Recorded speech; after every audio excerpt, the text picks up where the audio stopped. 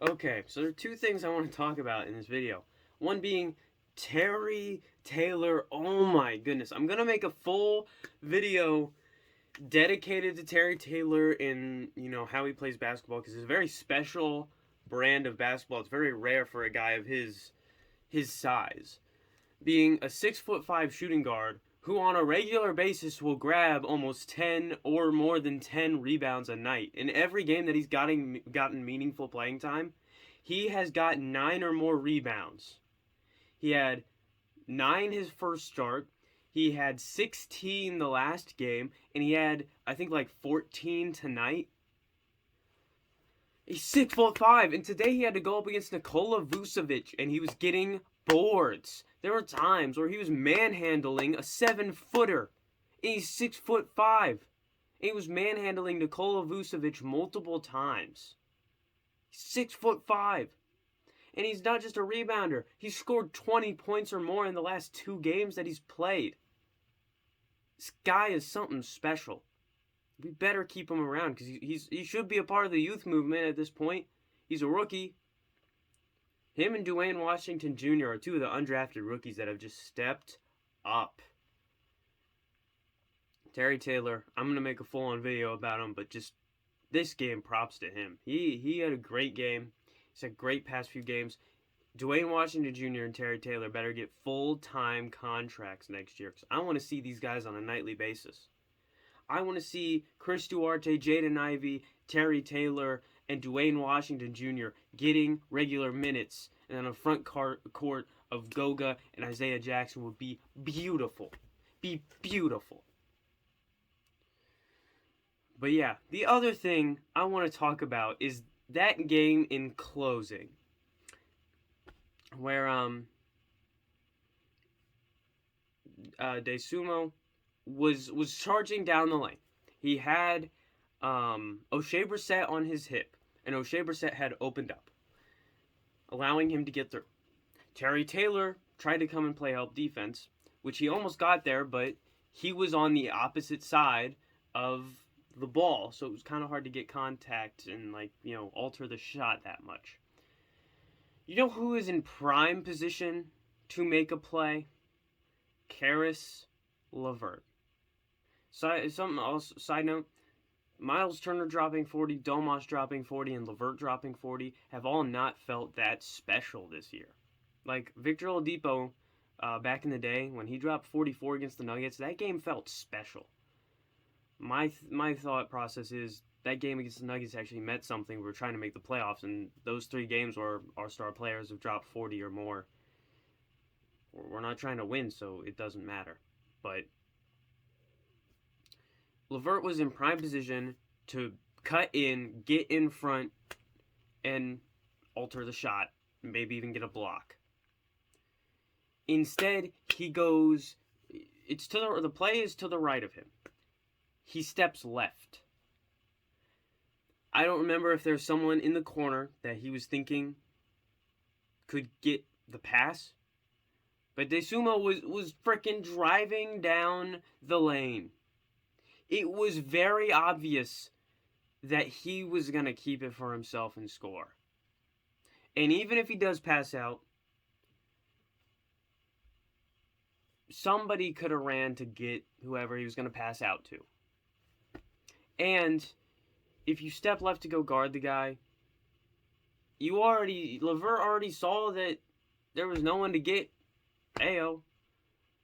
There was no one to get him. Why aren't you stepping in front to try and contest it and stop the shot? At least you have a chance of stopping the shot if you try and go get it, as opposed to if you go that way to try and guard whoever's in the corner. Then it's a guaranteed layup. No way he's going to pass it because it's a guaranteed layup if you go that way. But so you decide to go that way. You could have went this way. You could have altered the shot. You could have taken a charge. You could have done something. Grow a pair of nuts. Get in front of the player. Set your body up in front and stop the shot. I've seen Kiefer Sykes step in front of guys twice his size and take charges. You can do the same thing. I've seen Torrey Craig step in front of Giannis and take a charge. That's just no heart. No heart. Nothing. No balls, no heart. Nothing. It upsets me to see this team devolve into this train wreck. Just skip to the All-Star break, skip to the trade deadline so I can get past all the trade rumors and stuff. Once we get past the trade deadline, we don't gotta worry about trade rumors anymore. It's all freaking stupid at this point. We can deal with that in the offseason. I just want to get to the draft.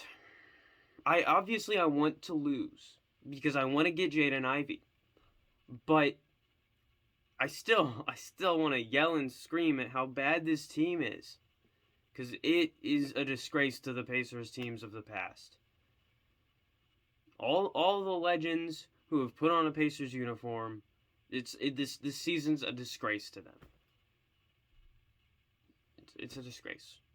Roger Brown, Mel Daniels, George McGinnis, Bobby Leonard. Back in the 70s, Chuck Parsons in the 80s, Clark Kellogg, Reggie Miller, Rick Smits, Dale Davis, Antonio Davis, Mark Jackson, Jermaine O'Neal, Ron Artest, Steven Jackson. I don't know if you can count Jamal Tinsley as one. Can you? George Hill, Roy Hibbert, David West, PG-13. Actually, no. Paul George, 24. PG-24 was better than PG-13 ever was. Lance Stevenson, who's currently on this team. Victor Oladipo. Prime Victor Oladipo. Disgrace to all of them. It's a disgrace. I know Reggie Miller is watching this team and just shaking his head. Herb Simon, I hope you're happy. I hope that you are happy in your mansion with all your money that you saved by not just paying our players and keeping that 2018 squad together. You rich bastard. Please rot in hell. See you guys next time. As always, I'm not funny. And freaking Jaden Ivey, please, bro. Please. Jaden Ivey. And if we draft Trayce Jackson Davis in the second round, good. He'll be exciting. He's athletic. I roll the dice on him in the second round. Get an all-Indiana draft class for 2022. Why not? Screw it. They're both good players. Let's give them a shot. See you guys next time. This frickin' team sucks. Just got unlucky on a few plays tonight. You know, one of those plays, I thought he was standing still, but he just hit the shit out of that one guy, and the guy went flying. They blew the whistle, and they called it on him.